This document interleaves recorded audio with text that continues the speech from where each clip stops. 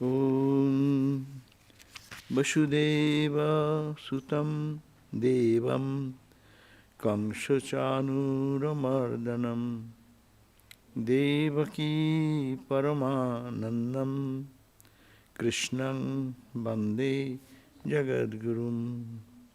Om Shanti Shanti Shanti. I salute Lord Sri Krishna, the world teacher, the son of Vasudeva,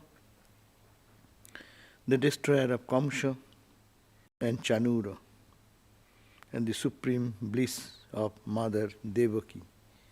Om peace, peace, peace be unto us all.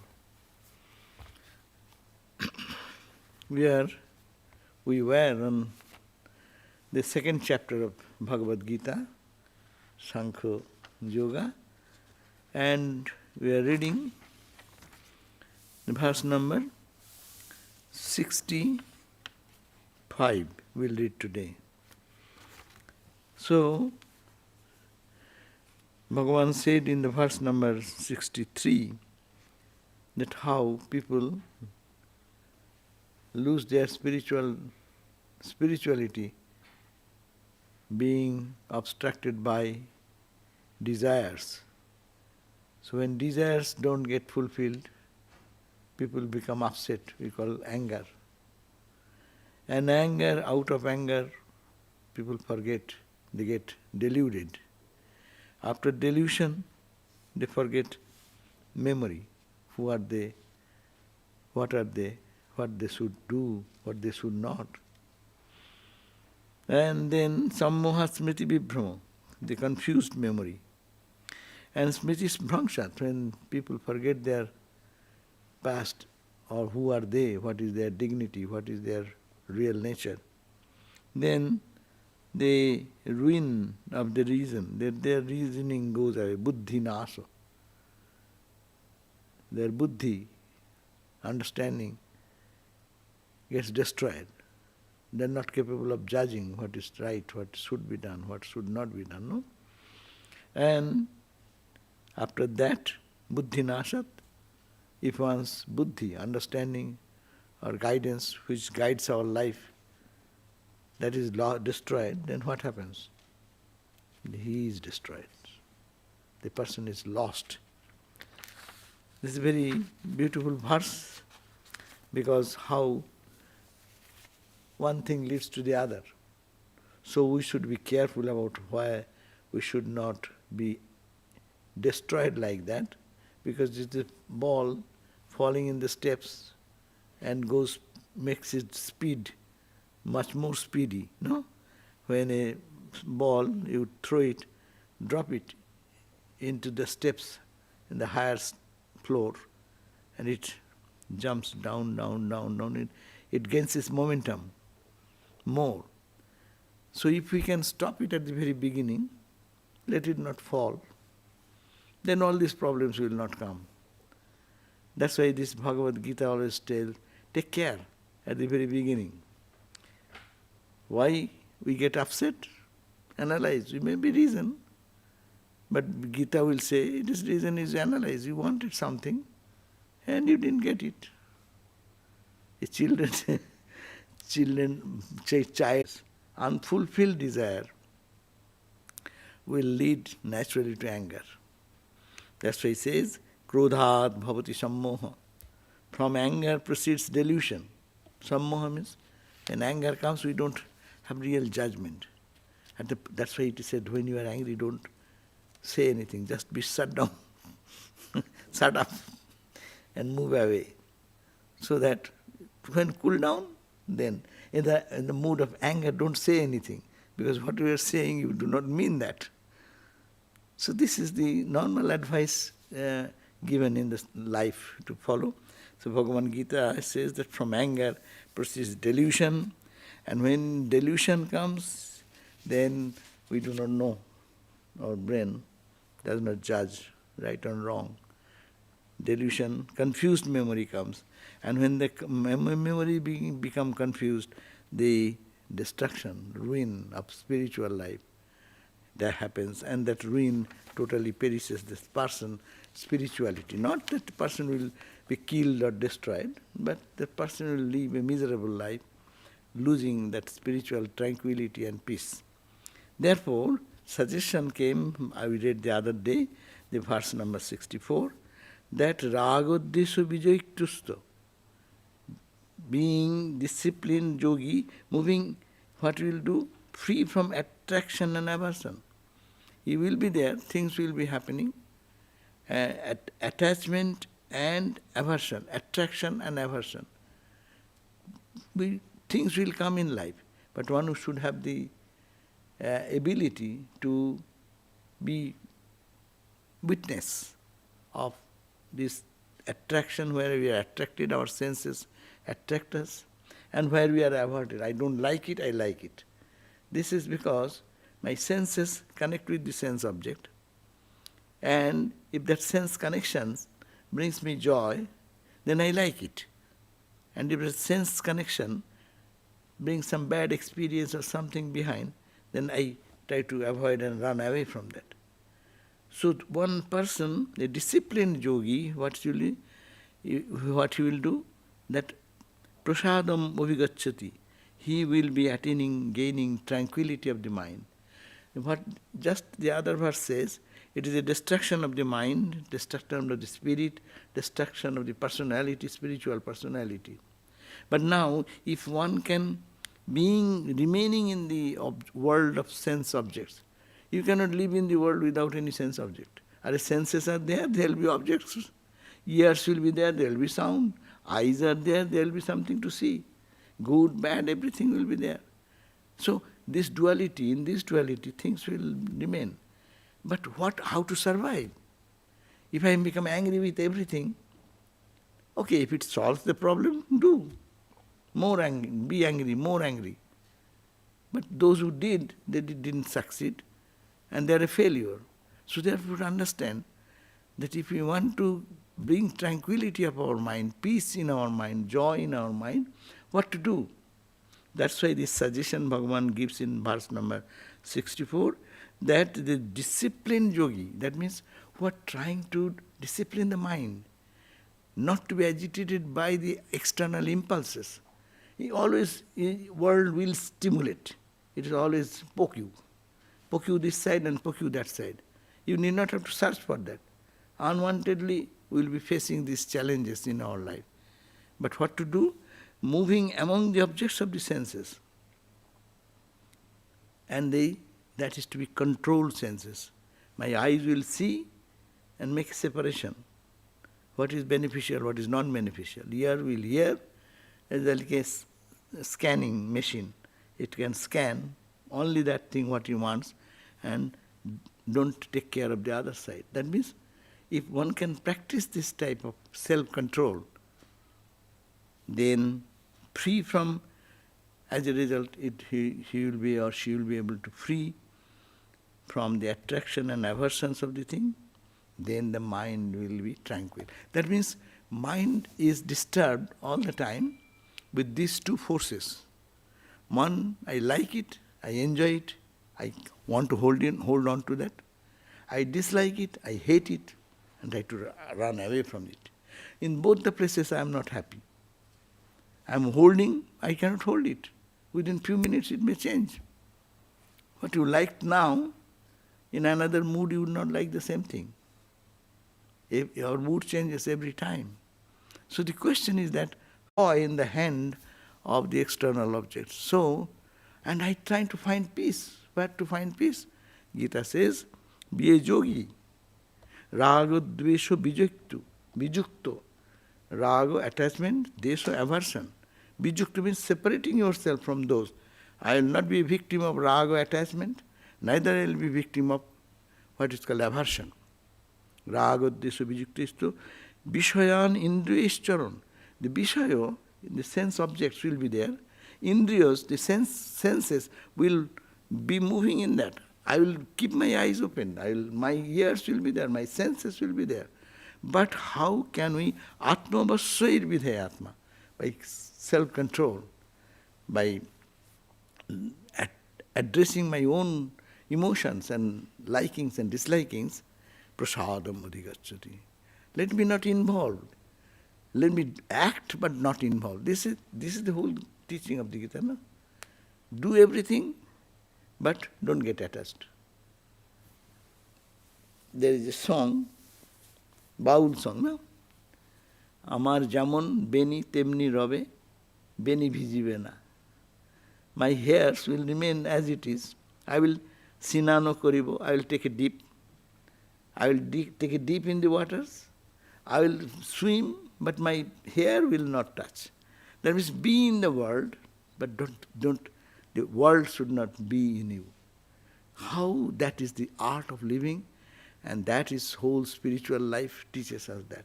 How to live in the world with all these things around us, but mind should not be attached, or the aversion or attachment.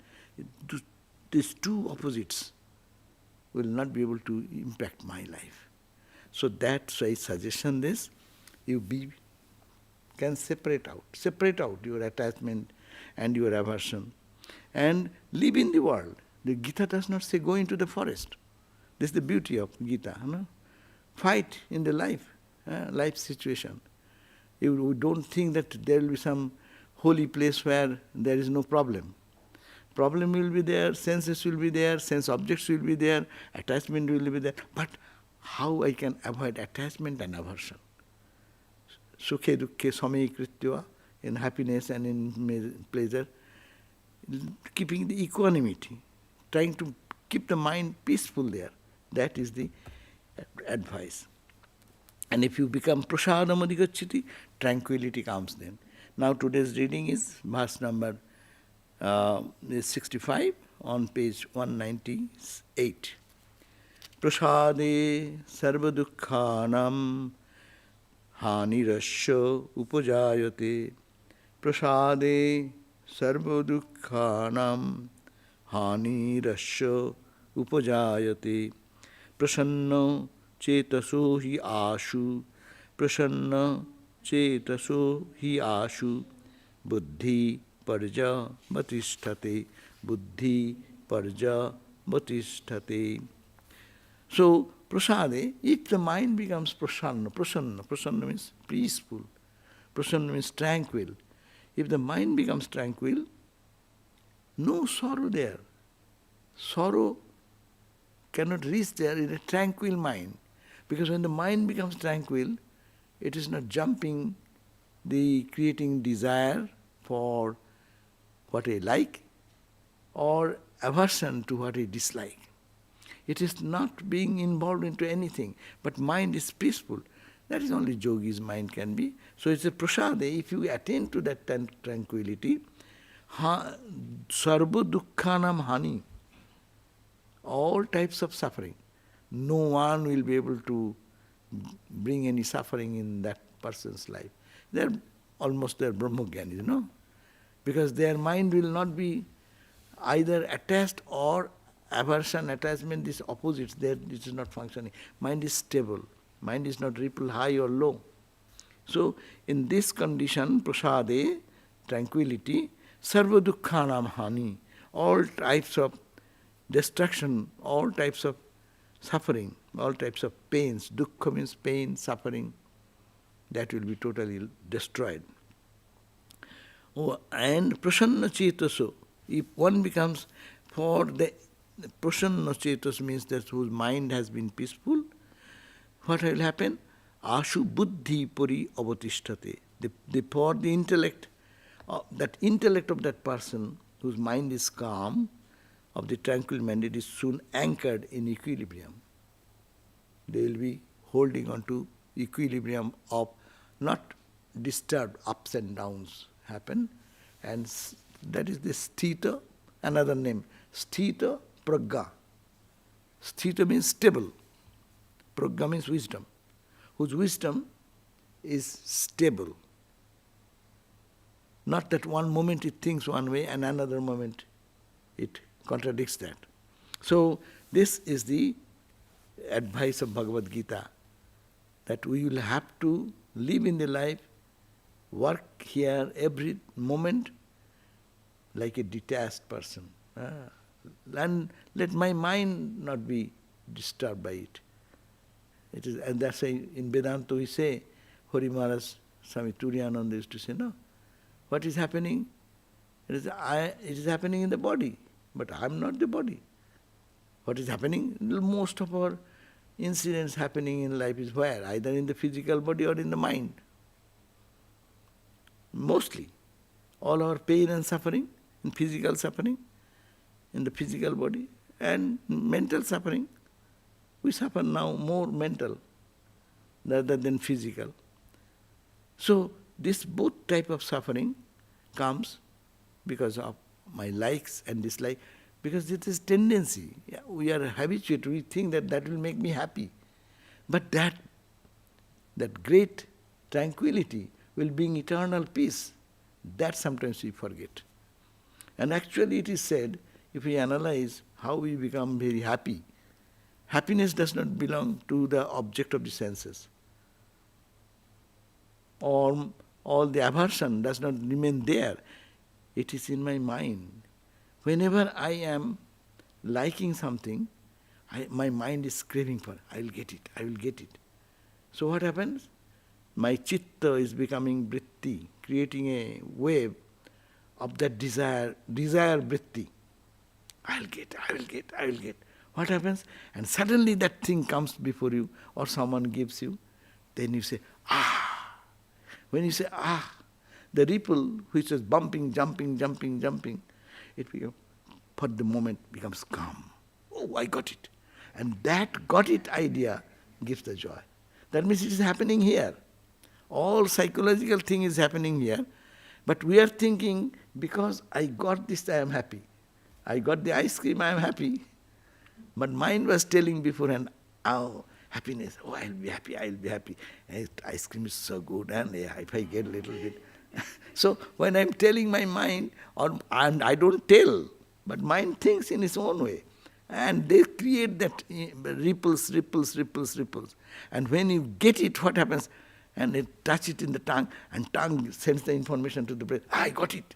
Mind becomes calm. Oh, it was so good, I enjoyed it.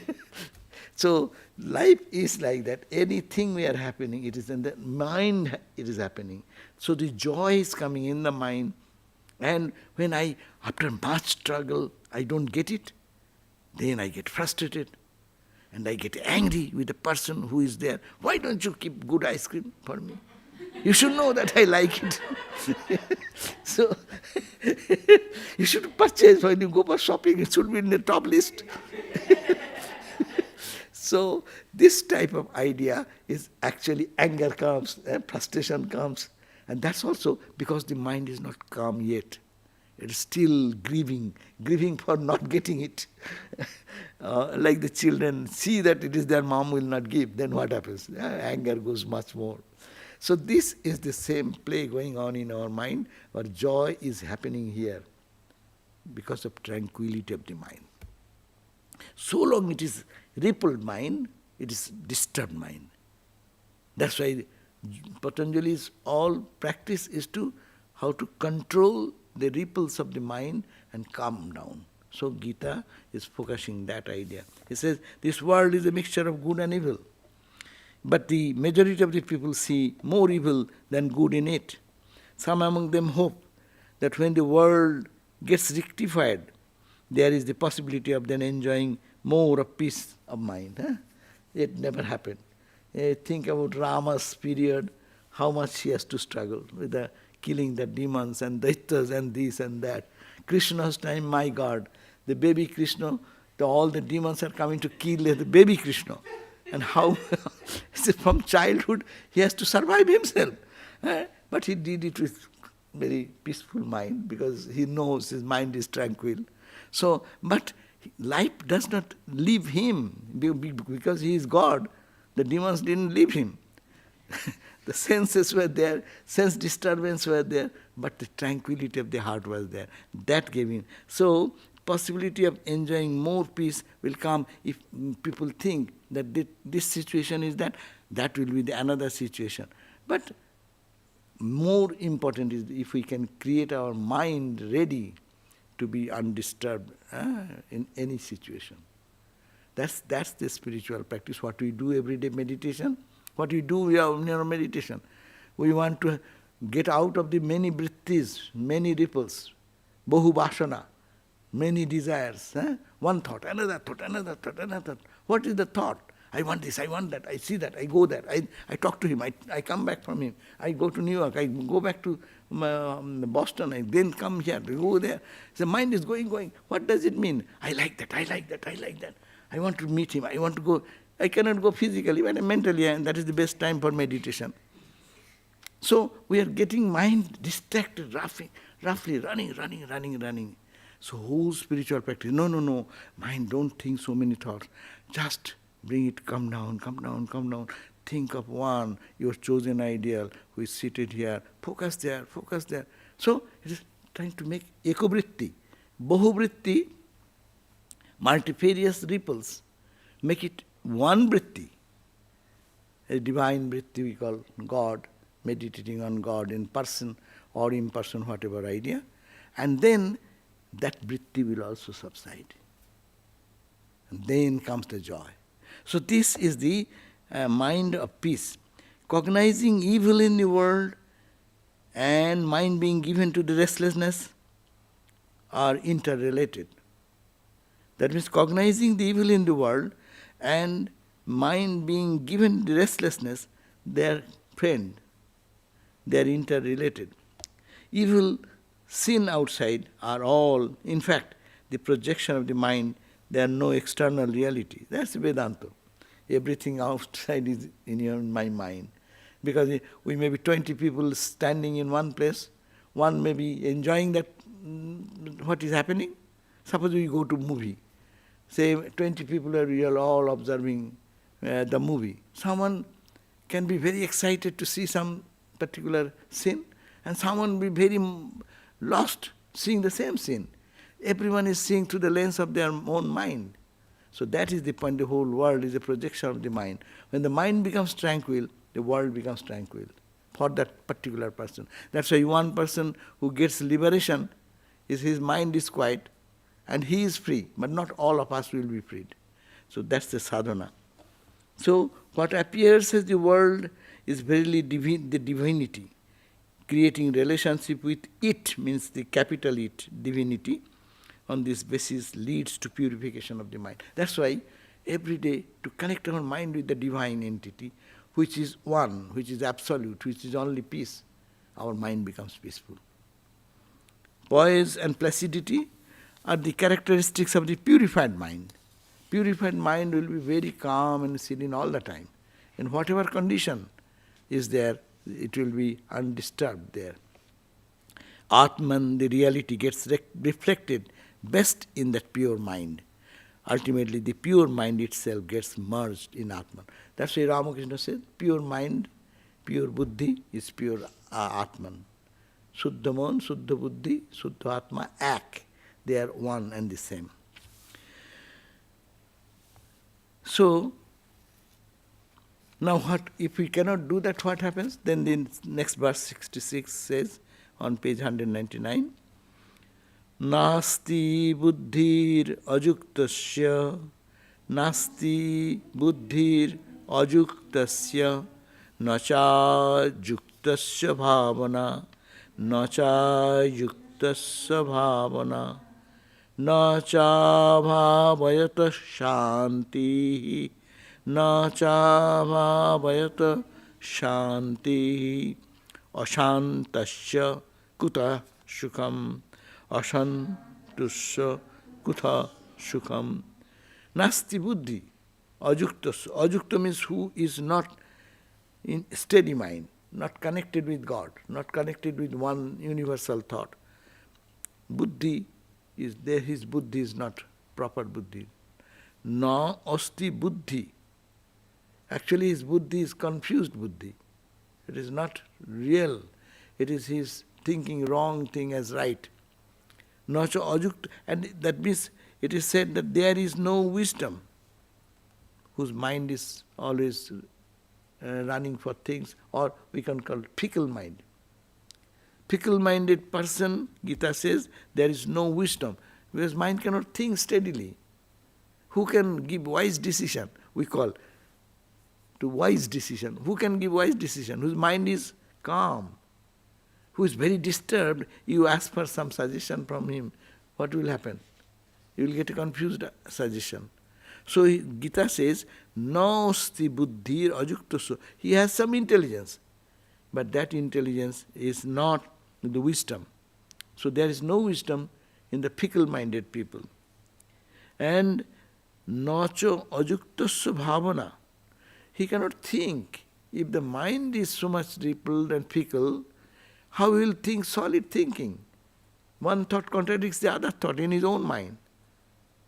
One moment he thinks this, another moment thinks the other way. But when the mind is tranquil, then they can. It is also suggested in sometimes in our Ramakrishna tradition, it is taught, when you are facing some challenge and you are to take a decision, what to do. They say that, okay, calm down your mind, and Swamiji's suggestion, make your mind blank, and then think of the problem. And what comes in that calm mind, that take that decision. That means the process of yoga is talking that don't think of the problem or the question of solution. Just make it blank, nothing. And then let the problem be put there, and in a tranquil mind, the right thought, right direction will come. Swami Madhavanandaji, he was one of our great administrator, general secretary, and very spiritual person. So, one day some Swami asked him, Swami, you have to take so many decisions, and very difficult decisions. But how you go and take those decisions, and we see afterwards that is the best decision. How it happens? He suggested, he said that what I do know, when anything comes, I make my mind blank. I don't think of anything. That means he thinks of Thakur. He thinks of Ramakrishna. He thinks of what he is saying in meditation on the pure self, Atman. No. You think of that, and with the thinking, mind becomes so, whatever it happens, then whatever thought comes. He simply said, he's a very humble person, not to say I am spiritual. So he says that I try to keep my mind cool and don't think of anything, and then whatever I hear and whatever my heart speaks, I honest. That's why I am dispassionate. I am not inclined into this thought or that thought. I have made the mind blank. Or not blank in blank sense, but it is blank means not ripple free. That means I have put my mind into God, and which is only pure, because they are such great spiritual soul, Brahmogyanis, their mind is naturally calm. So in that thought, whatever comes, that is the solution. So this is there is no wisdom in the fickle-minded person, nor there is any meditation, bhavana. He cannot think solid thinking. Nacha abhavayato, to the unmeditative, who cannot think, where comes peace? Kuta shanti. Where will come peace in a disturbed mind? You cannot expect peace in a mind which is all the time disturbed with external things. And ashantasya kuta sukha. If the mind is not peaceful, where comes joy? Where will you get happiness? That means to get happiness is condition. If you go that way, you have to keep the mind peaceful. And to keep the mind peaceful, you should have to meditative mind. Meditative mind should be there if I have to make the mind ripple free. That means again, whatever they are saying, ultimately coming to one point, they make the mind free from attachment and aversion. Yoga is the science of self-culture. Here is some note. He who devoutly practices it is called yukta, united. But he who is indifferent to it, it is called ayukta. So yukta is that person that who is devoutly practicing the science of self-culture or self-control. That is called yukta. Ajukta means who is not doing that. It is by practice of self-culture, buddhi, a right understanding that is developed.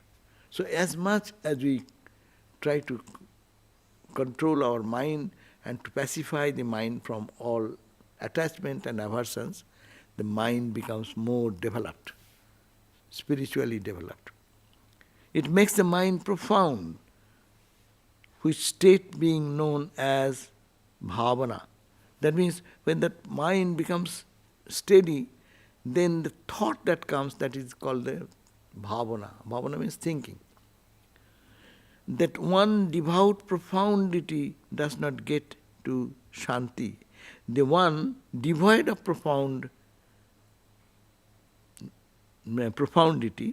does not get a shanti. That means the peace does not come to a person who is devoid of this profound thinking of the mind. The serenity of the mind is far away from him. How can there be happiness to one who, with a disturbed mind, lives in life?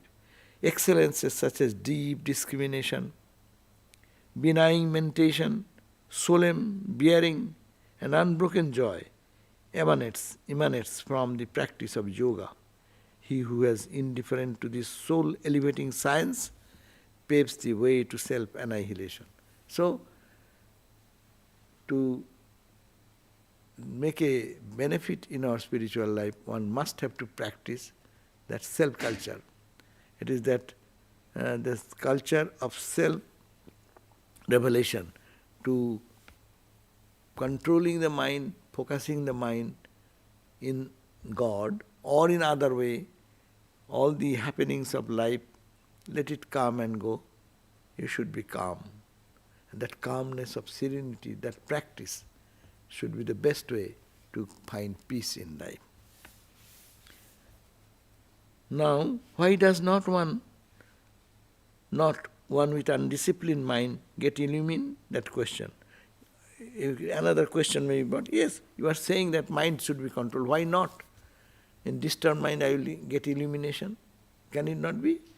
To counteract that, this verse coming, it is the next verse is 67 verse. Indriyanam hicharatam, Indriyanam hicharatam, janmano anuvidhiyate, janmano anuvidhiyate, tadasya harati pragyam, tadasya harati pragyam, vayur navam ivam bhasi, vayur navam ivam bhasi. Indriyanam hi charatam. When the senses, charatam means wandering, just as the gale pushes away a ship on the waters, the mind that yields to the roving senses carries away his discrimination. A blast of wind comes and takes away the ship in a wrong direction.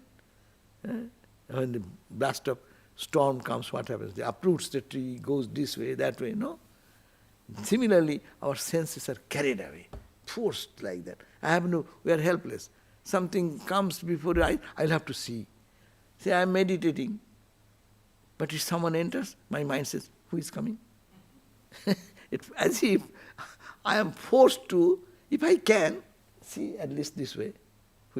No, this is not the time, but it forces us.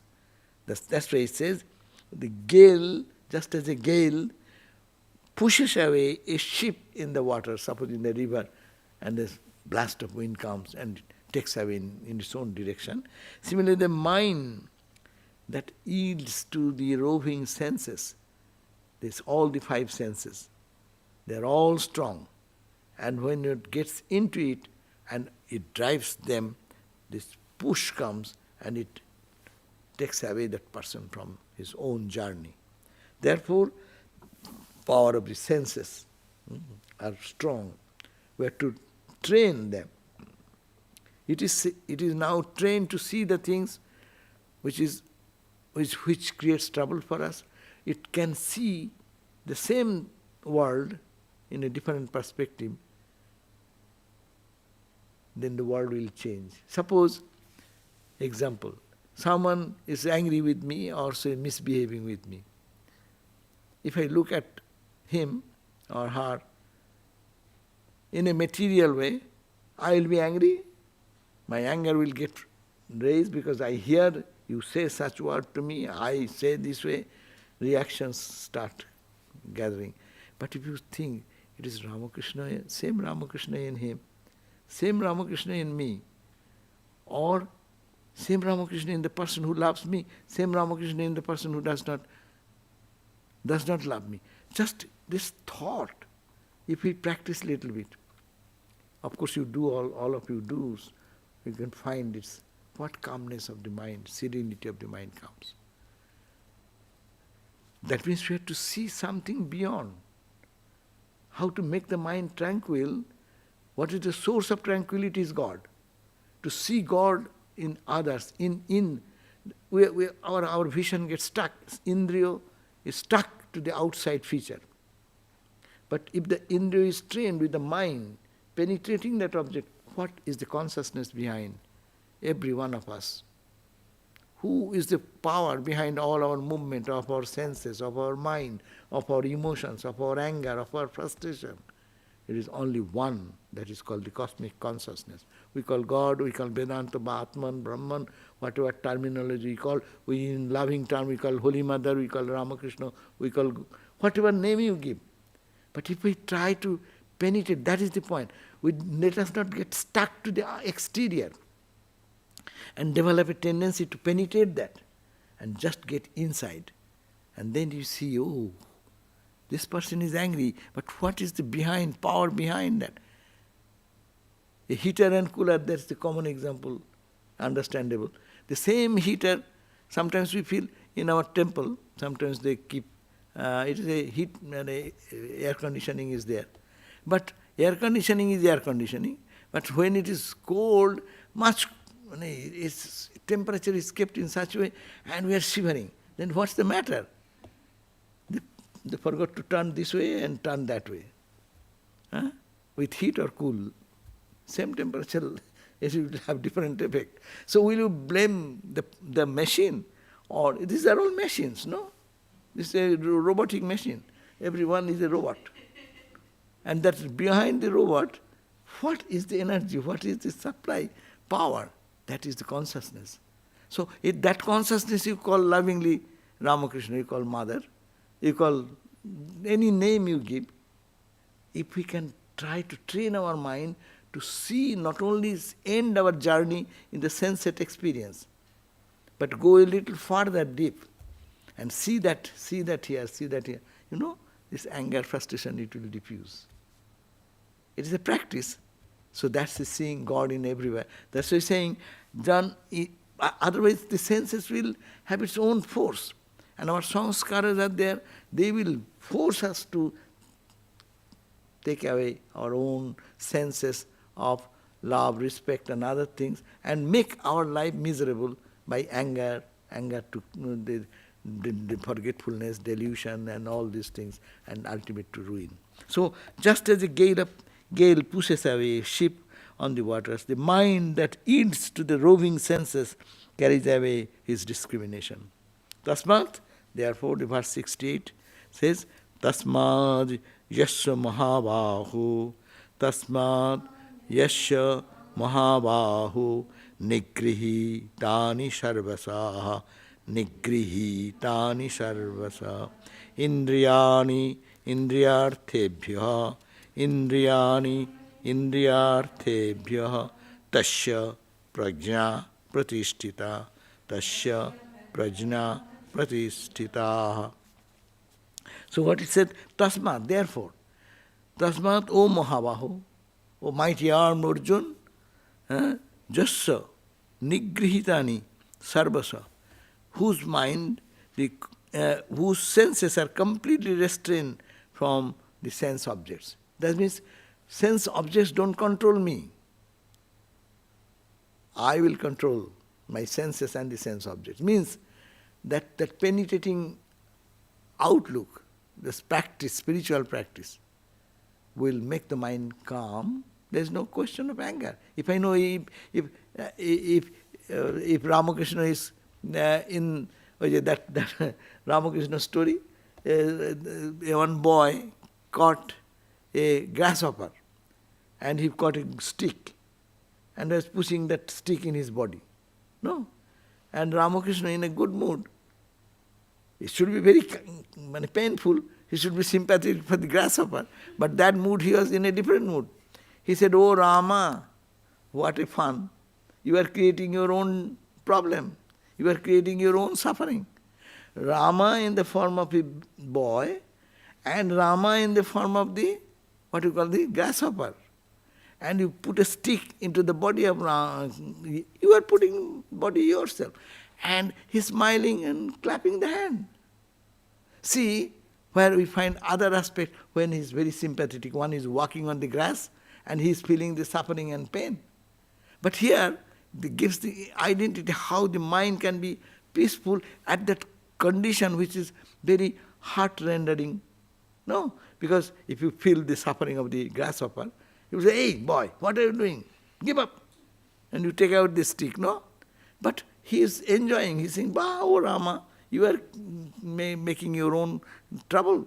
So you are here, you are there." So that is the point of tranquility, samudarshan. That is the philosophy of spiritual life, samudarshan. So it says that in Tasma, therefore, O mighty armed, his cognition is well poised, whose senses are completely restrained from their objects. Indriyani, indriyarthesu, indriyos, and this indriya artha means the object of the eyes have the name and form. Ears have the sound. Nose has the fragrance. Tongue has the taste. So all these, just so, it will go through it, but negate its control. And it does not create that duality. That person is wisdom. He is established in his wisdom. The very purpose of being blessed with the senses is defeated if they are not allowed to contact the objects. If you say, "Okay, my eyes go to bad things," okay, uproot the eyes. That is no solution. The mind will go. Okay, ear, okay, I will destroy my ear. No, that is self-destruction. That is not Vedanta. A misconception of Vedanta. So it said that they should be rendered defunct is not the teaching of the Lord. The deciding factor between good and evil is the attitude with which the senses are directed on the sense objects. How the senses are put to the sense object. How my eyes see the thing. That is the point. Not the object. The same object, how to look at the object. Perceiving them with covetousness is called sin, while viewing them as object of adoration is called virtue. Gluttony and slavery to the tongue is sin. Eating to keep the body fit for a noble purpose is called virtue. Beholding the body of a person with lustful eye is sin. Viewing it as temple of God is a virtue. It's the same thing. You look at the body. You can look at it as God's temple. Yes, is it not? God's presence is there. That's why the body is here. One can see any person that is the temple of God, and you can treat your own body. Suppose for your own body. You take care of your body because it is the temple of God. Oh, this body is so much bad, I'll torture and don't eat and make your fasting and this and that and get acidity and gas and all these problems and suffer more. I am austere, I do austerity today, I am fasting. Huh? So that should not be. Respect it in a proper attitude, then body is body. You can be adored. This body is a subject of adoration because it gives me opportunity to go to holy place. It gives me opportunity to repeat the mantra, go read some books. If the body is not there, how shall I do? That's why human life is so much appreciated, the greatness of human life. So, viewing it as the temple of God is virtue. All the five senses can be sublimated and the sense object sanctified in such a way that the divinity alone is contacted in and through all of them. Sri Ramakrishna perfected his sense of sight so well that all women folk, including the street workers, were to him veritable embodiment of the Divine Mother. See the point. It is to be really taken very seriously. Watching a prostitute woman, Ramakrishna is seeing the mother, same mother divine, Swami Vivekananda in the Cairo.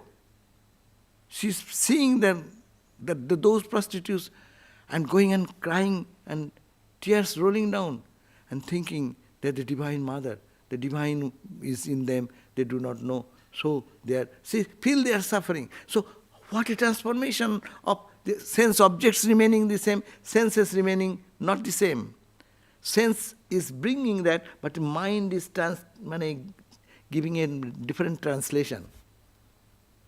Actually, we read to the lens of our mind, as we say, mind interprets. The world is an interpretation of the mind. Someone's interpretation is bad and we should go for lustful and look at them lustfully. And another mind, trained mind, which is propitiated with the grace of his own self, sees the Divine Mother there. So this is a great lesson. The senses should be there. Sense objects should be there. We will have to transform and change our way of looking at that. Sublimation of the senses, that's a very important point. Sublimation of the senses as at its zenith. That is the point necessary. Mastery over the senses in this manner makes one competent to gain intuitive knowledge of the imperishable. This knowledge, once obtained, perishes not. So, we are not to go to the forest. Understand this point. We are not to be spiritual by remaining isolated or going somewhere. Yeah, maybe occasionally Thakur said that is to be done to meet this purpose.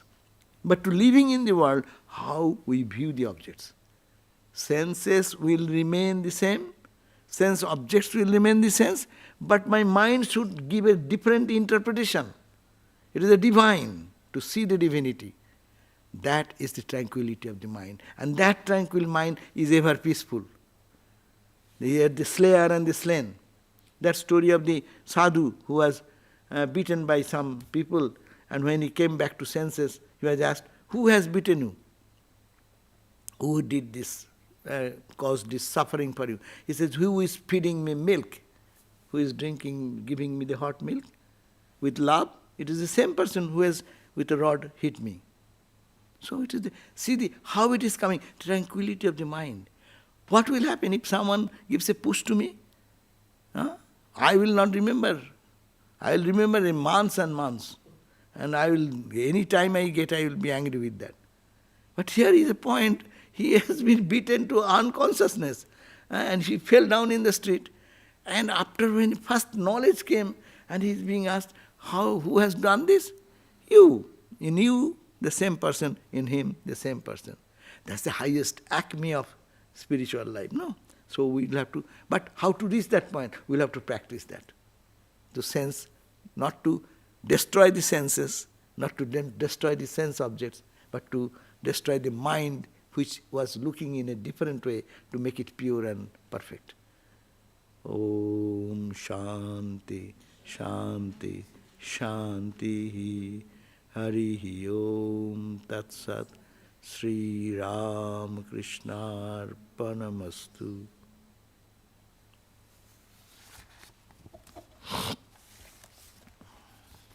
Thank you all. Oh, we don't have any question. Have you any question? I think you answered it, but this our judgment. It seems the whole problem is how we judge and how we perceive, and what is the direct way to immediately. Yes. Yeah, that is the solution given here. So we have to practice that. It's difficult. It is very difficult, but we'll have to practice. There is no other alternative to get out of this. But live in the life, we'll have to do that, but we can deify. It's called the deification. That transformation will come gradually. I mean, getting angry is okay, but it's dealing with other people's anger that is difficult to keep equanimity in mind. Yeah. They're attacking you and you feel, woo, Right, I mean, right. is it wrong to run away? No. You have to different levels of mind. Which level of mind we are there, but that is the highest solution. But in our level, if I cannot do that, then you take the solution what is easily available in that your mental state. We cannot jump to be Ramakrishna now, but we can practice that and fail 100 times. But one time, thinking itself is a development in spiritual life. At least I am failing. But if I think, no, I cannot do it, but there is divine. There's a divine will working. And it is all play of the divine going on. So at least once a moment it comes in our thought, that is a spiritual growth. That's a great development. But how to solve the problem of life, that will continue. And through this we learn our process to reach this point. This is the only solution. No other solution is perfect. What do we do with anger at ourselves or regrets? Eh? Anger at ourselves or regrets? Anger out of what? At ourselves. At your own self. Yes. Oh, or regrets. yeah. Why you will be angry with yourself? You say that rather when anger comes, I am not to be angry, but to do more sadhana. Tell the mind. Yes. Yeah. Hari Om Swamiji. So my question is that we have to live in this transactional world in order to survive and to go through all the motions of life. So how do we maintain sthita prajna even as we are trying to make sure that things that we are responsible for are happening the way they should? Like in our transactional daily life and work. So if we can solve the problem, that's okay. If it is within our power. And try your best. Afterwards, what shall we do? Afterwards, that is the point. We should try. A method should be realistic. In a pragmatic world, you will have to see how this is the problem. We are to given our brain, Gita said in another chapter, that is use your buddhi, use your mind, use your all effort to reach that goal. But ultimately surrender is the point. 5 methods have been spoken in the Bhagavad Gita, in the 18th chapter, that Adhishthānam, the body is necessary, tatha karta, ego is necessary, tatha karta, karanancha prithakvidam, different sense organs and instrumentality, how to succeed in that, and vividhascha prithak chesta, diverse way, applying different ways and methodologies to overcome that problem. And last, not the least, daivancha eva atra panchamam. The 5th resolution is surrender to God. There we connect with God. I do all my efforts. It is not laziness. I will not do anything also, everything is God. That's a laziness. A mere intellectual talk. But if this Gita teaches karma yoga, you have to do everything what you can do best. After doing my effort, is there any other solution? You surrender as a devotee. Or as a Vedanta student, you say, yes, this is all interaction between whom? Who is playing? All the waves and ripples in the ocean, fighting with each other all the time. See? Is it not a fun? Is it not a play? From a distance. But if I am a little small wave and another wave hits me, then what will happen? Hey, what are you doing? You are trying to destroy me.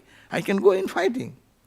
But you see, if you see from a distance, it is all play of the Lord going on. So, 2 attitude. But what will be we have to understand what will bring real peace in our mind, ultimately. So that is the highest, but we have to work in that context. Suppose someone comes to kill you, what will you do? You call police.